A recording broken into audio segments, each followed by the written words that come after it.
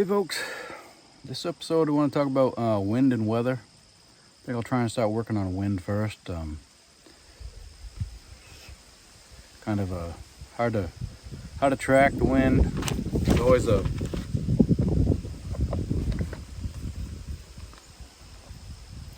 can go on your weather sites and get your direction that your wind's supposed to be coming from, but I can almost guarantee anytime you're sitting there, at least once or twice, it's gonna swirl around. The wind's gonna go in a different direction than it's advertised on on the website to say it's going.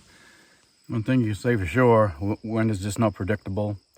You can try to pay attention to the wind, but going through trees like this, it'll start buffering and diffusing, and it'll slow down and immerse, and then your scent will linger more in an area like this, a thick area.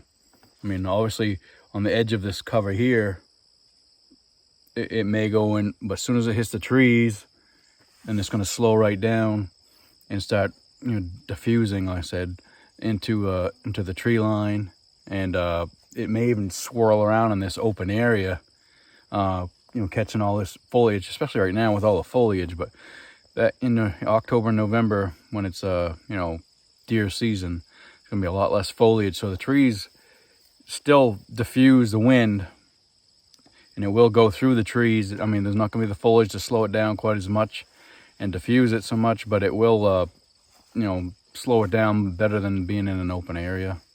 Another thing with we talk about thermals, that is different than the wind. Thermals is done by more or less the heating of the air. When the air gets hot, the thermals will rise. When it cools down, it'll come back down, and that'll bring your scent down as well, or up as well, depending on if you're probably the best time in the morning, just before sunrise. This air is starting to warm up as soon as that sun comes out, and your scent will rise with the thermals. And then again, once it cools down, your scent will come back down. Also, in an open area like this, or more of an open flat ground where there's no vegetation, the ground will heat up more and create a warmer thermal than if it's all this vegetation and stuff where it can't directly beat down on the ground so much. Another thing with thermals is water, especially in the morning. Water may be, actually I should say in the daytime, water will be cooler, so it'll sink your scent down near water. So you may want to use water as a background to where you want your scent to go. Same with a stream. Make sure the stream is going in the direction you want your scent to go, though. Don't have your scent going in the opposite direction, or the direction that the animals are coming to. There's a lot you have to pay attention to with thermals and wind. Now, I'm just trying to give you some warning shots. This is just a real generalization of information. I see there's lots of sites that'll show you they have smoke bombs and the light off in a tree stand and stuff, and they'll show you what direction the wind goes and what it actually does in the morning and in the evening. It's giving you an idea what the thermal's doing or what your scent's doing, or when your scent goes into a wooded area from an open area, how it disperses and diffuses into the woods. There's some pretty good videos out there if you want to get more ideas about those. I'm just going to try and give you some general knowledge, things to pay attention to. Another thing with the wind, you need to pay attention to where is it blowing your scent as you're walking into your stand. You kind of play that, pay attention to which direction is going, so you can sidestep that, so to speak. Kind of go around, make sure your scent is going in the direction that you don't think the bedding or the feeding area is. It takes a lot of practice, a lot of paying attention, a lot more than what people give it credit for. Hunting is not just jump in the woods and shoot something. It's not that simple, at least in Maine, where there's a lot less deer, per square mile out here. Another thing is wind in hilly terrain as opposed to flat terrain. You'll see benches and rises and ridges and stuff like that. The wind can hit some of them ridges and pool around and swirl through and stuff, so you really got to pay a lot more attention when you're in elevated or steep terrain as opposed to flat areas where the wind can get freely go in one specific direction without getting hicked up on anything. You can also, for instance, with the wind, like a stream area with some rocks and boulders in the stream.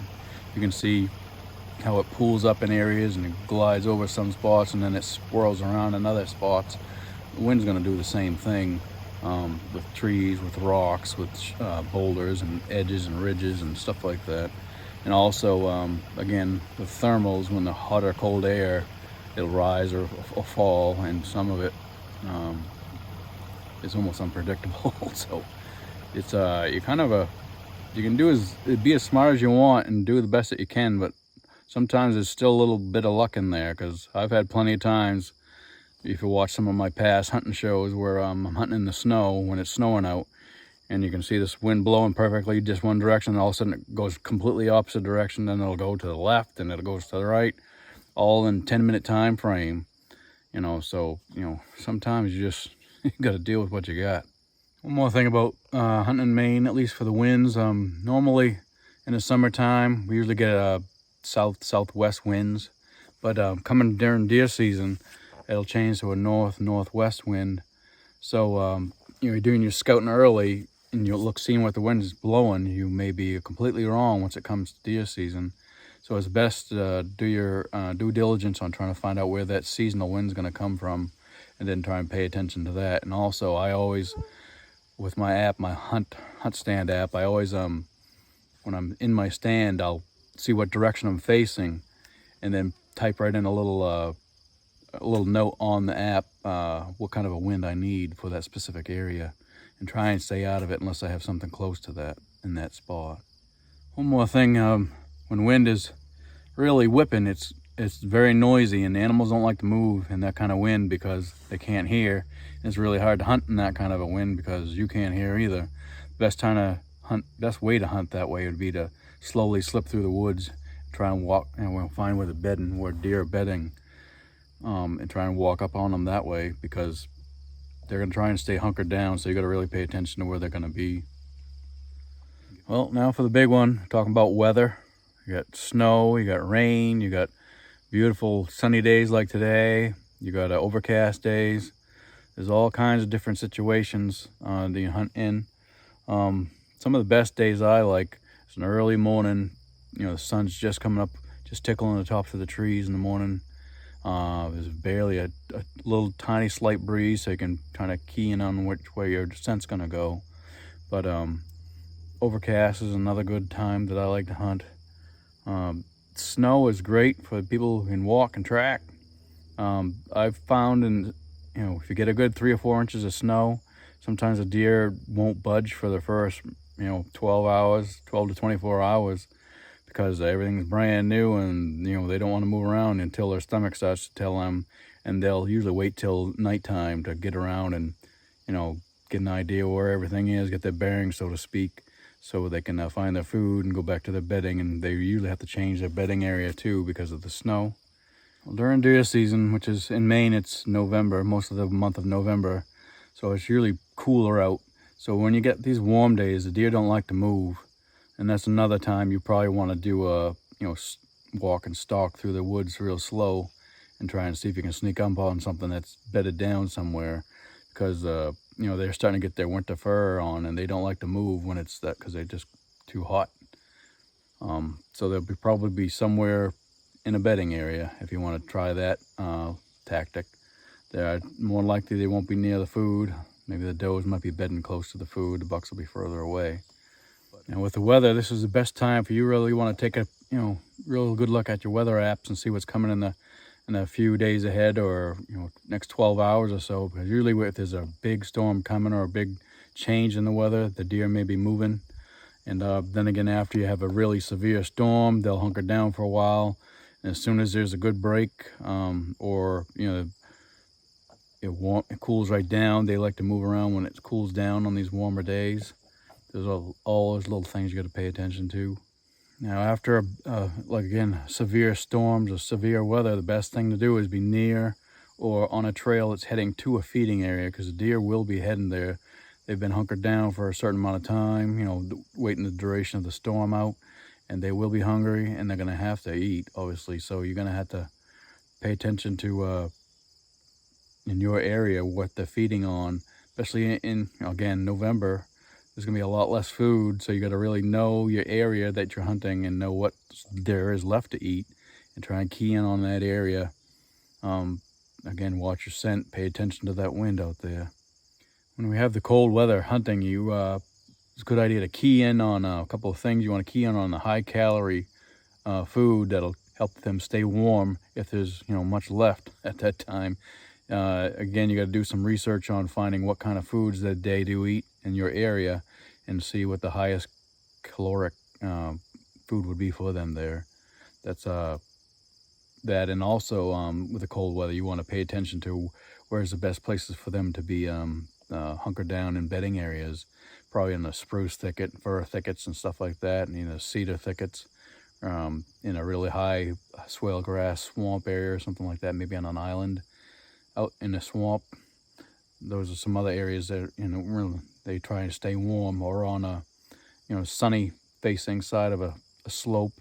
If you're in the mountain country where the sun's shining down, as long as it's not too windy to cool them off, they'll sit in the sun on a sun facing slope, the south facing, trying to stay warm that way. Good for instance is if you got extreme weather, bad, a snowstorm or a rain event, and you can see in the next couple hours it's going to stop.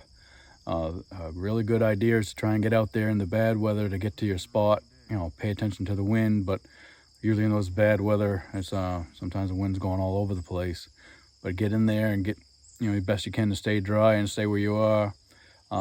Watching those trails towards the feeding areas, because they're going to be coming out of those bedding areas and trying to go somewhere to eat, depending on how severe the weather is. Now again, like I said, if it's 5 or 6 inches of snow, they may take a long time to get up. Maybe, like I said, wait until dark before they'll do that. But if it's just a rain event and they don't like to move around to get wet, and it depends on the temperature outside, they may wait, and might be a good opportunity for you to try and watch a feeding area, or at least a route heading to a feeding area. Sometimes that might be better for you, especially in the North Maine woods here, because there's only key little spots where there could be some feed, especially at that time of year.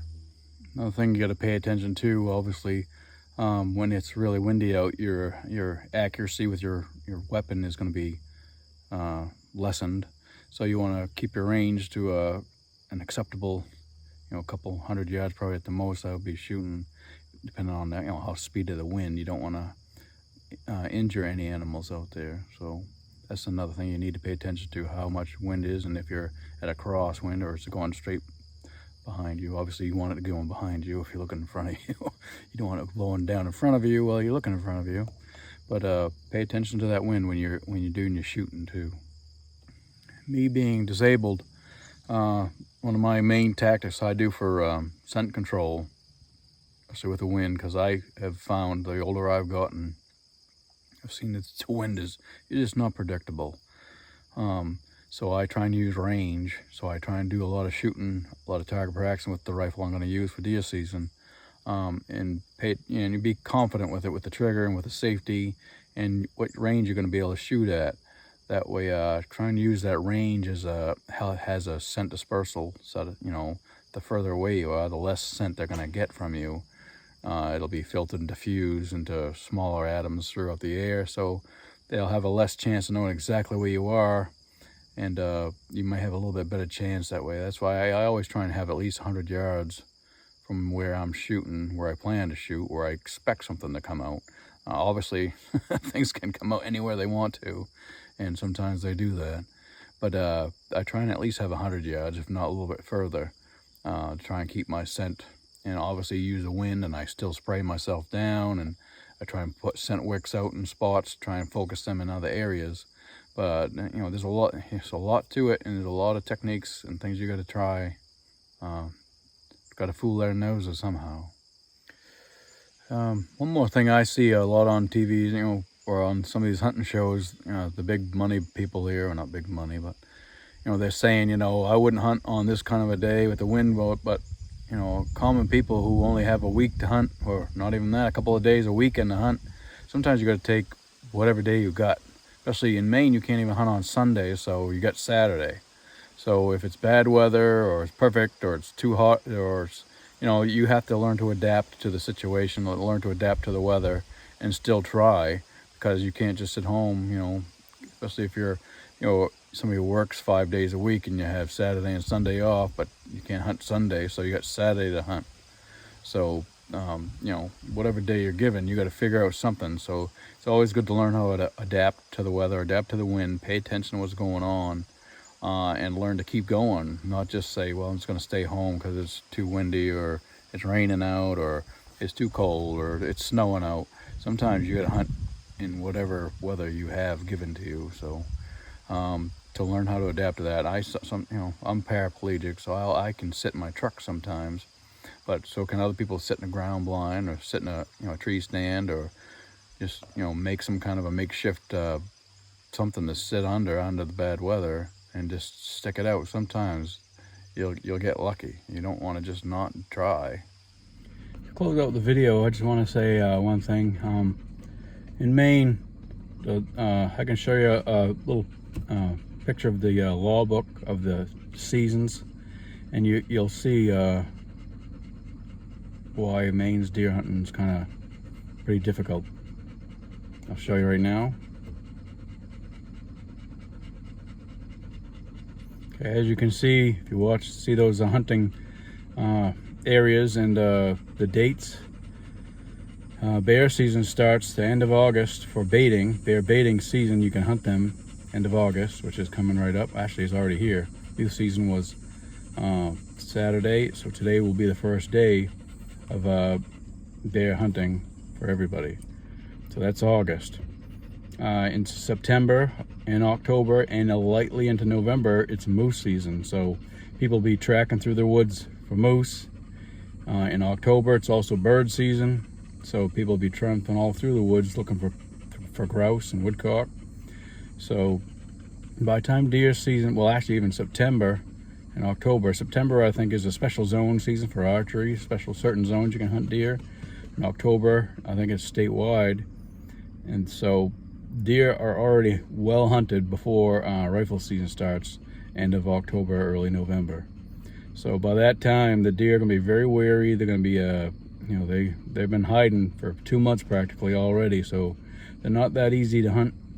And you got to find the areas, pay attention to the weather. The weather makes big factors all the time. You know, you got to pay attention constantly.